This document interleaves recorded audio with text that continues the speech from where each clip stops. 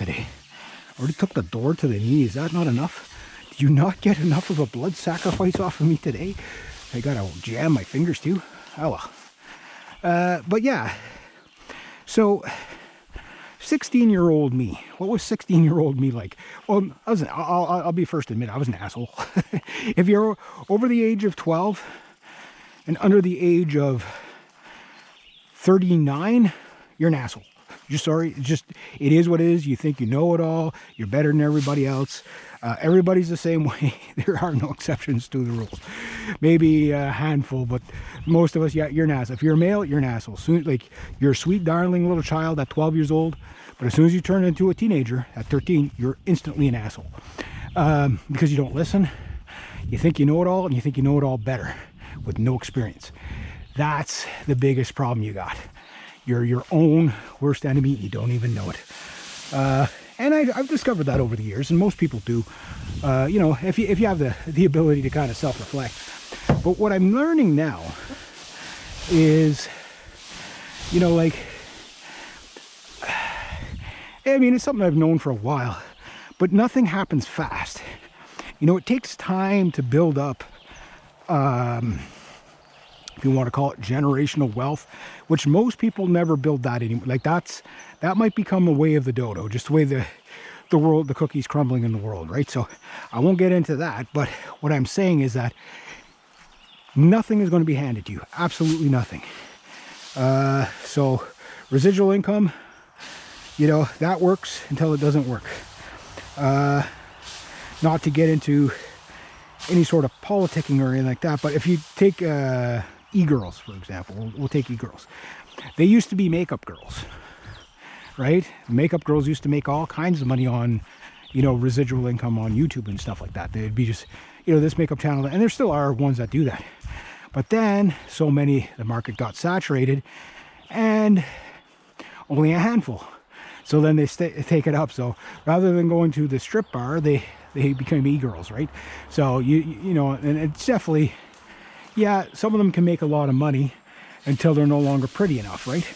So like most people, when they're young and they make a lot of money, they don't use that money wisely, right? To get themselves out of that.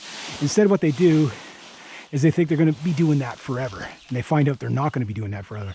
Then they go broke, and then they end up homeless and all these horrible things, right? Because they never instilled the concept of an honest day's work. It is an honest day's work. You know, I mean, heck, I'm not even getting paid to do this. I'm doing this for myself, but I will be paid by, although it's hard to tell right now because you can see the weeds and everything, but this is going to help me grow my garden like it did before. You know, and I wasn't on top of it last year, so you know, I gotta kind of get back into shape this year.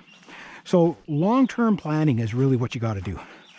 Now, you can aim for that residual income stuff, whatever. Do that if you can, and hopefully you get really good at it. But like, I think that Wild West of it, where just anybody could accidentally, not accidentally, but where you had the meritocracy of, you know, if you had a really good channel, really good content, even if it wasn't that good of content, you just had the viewership that would support you, you could do that, right? Now it's very restricted. You might not realize it, but it is. Like, the winners and losers on most social media sites now are they're chosen, right? Some people are allowed to get away with whatever, and others not at all. So it's not a really safe bet, is what I'm telling you. And something I learned from 16-year-old me to now is there's no such thing as job security. All you union guys, it's whenever the union decides that they have to sacrifice employees to save the union, you go before they do, just so you know. Now I've worked, you know, or had friends that worked in union jobs and stuff like that, and it's like, it's good for a couple of years, and some, you know, some people get lucky and they get a career, but a lot of unions do sink a lot of companies, you know what I mean? Because, you know, the union survives for itself, and it gets bigger, and it gets more expensive, and it gets this and it gets that, and it demands too much for what it can actually produce, right?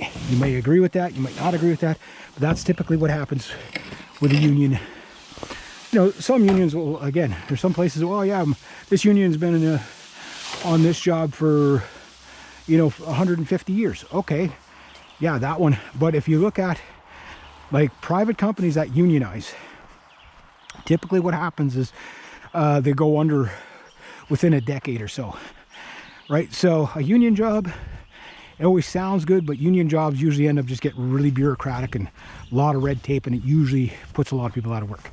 So 60-year-old me, don't get a union job. You know, I mean, I've been in jobs where there were unions and stuff like that and whatever. And also with union jobs, it tends to elevate a handful of people, and then the rest just always stay behind.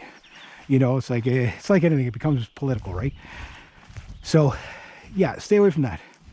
So if you really want to make the money, you really have to be innovative and come up with ideas that work.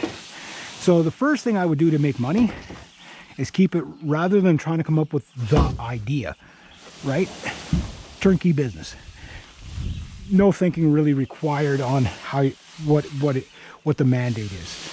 Okay, open a restaurant. Okay, good luck. Most restaurants fail within, you know, the first year, because most people don't have the experience to run a restaurant, let alone open one. And you know, most restaurants can make money, and like obscene amounts of money, but you have to be a business person to do that. And what I mean by business person, it's not about your degree, it's about knowing how to use your resource, your income, right? Most restaurant owners, like, okay, every restaurant owner that I seen, okay, that was successful was driving a rust bucket, like a, you know, like a Honda Civic or something like that. Some of them were driving a newer Honda Civic or something like that. 3-cylinder, 4-cylinder cars, right? That's it. All the restaurant owners, which I can't say I know a lot of them, but the ones that went a bust, that were like restaurant owners, like, you know, like seat a couple hundred people kind of thing, driving sports cars, you know, driving this, driving around all day buying stuff. You know what I mean? They were just really, really bad.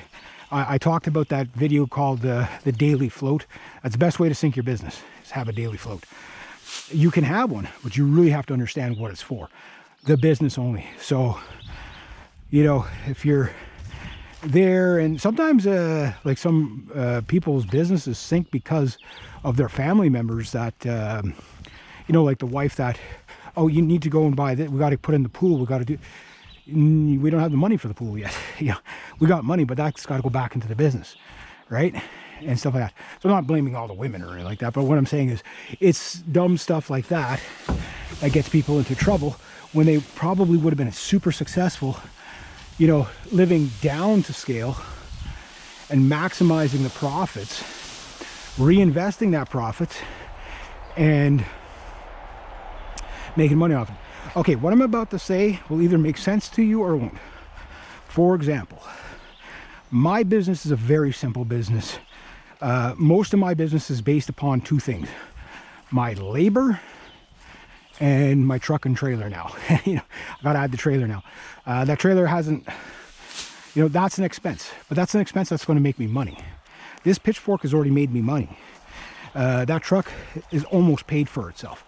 Why? Because everything goes to that first, right? So I treat myself last, always last, right? So I understand that for that thing to make me money, its operational cost is insurance, repairs, and of course, gas, right? So I put 30 bucks of gas into this truck 3 days ago, 4 days ago. We'll say 4 days ago. I got about 1/8 of a tank left, right? Not very much.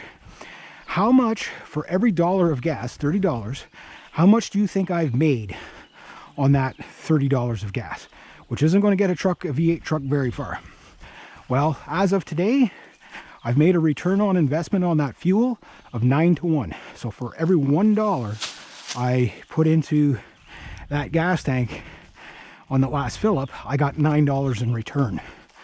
So that means that is a good return on investment. That is Not phenomenal. My goal is always to have 10 to 15 to 1. So if I fill up that tank and it costs me $240, I better make about $3,000 to $4,000 back. You'd say, how do you do that? Well, you charge for your gas. If you got to go somewhere and for an hour or two and you're only charging $20 an hour, you might say, yeah, I can go and do that for $20 an hour, but there's a service fee of $40. You know, whatever. My whippersnipper that I bought the other day, $200 whippersnipper, right? It's already paid for itself twice in less than 2 weeks. The gas and the zipper line have already paid for itself about 4 times. So I put $10 of gas. Okay. I charge my client you know, that $10. $5 is for the zipper line and $5 is for the gas. And I don't even use that much. You know what I mean? So yeah, you go for the day and you got a lawnmower. Okay, you fill that up and you got to cut, say, grass for 5-6 hours and zip whippersnip. You're probably going to burn about $10, $15 of gas, depending on how much you're doing, right? So if you charge for that plus your hourly wage, you know, then like on a regular client, I don't charge that you know, the service fee of going back and forth, but I do charge you know, gas for the month for the lawnmowers or whatever. Most of the time they have their own lawnmowers. Almost none of them have the whippersnipper. So what I do is I say, well, I'll just charge you, say, an extra $20, and I know $20 will definitely cover the gas for the month for the whippersnipper for that place. And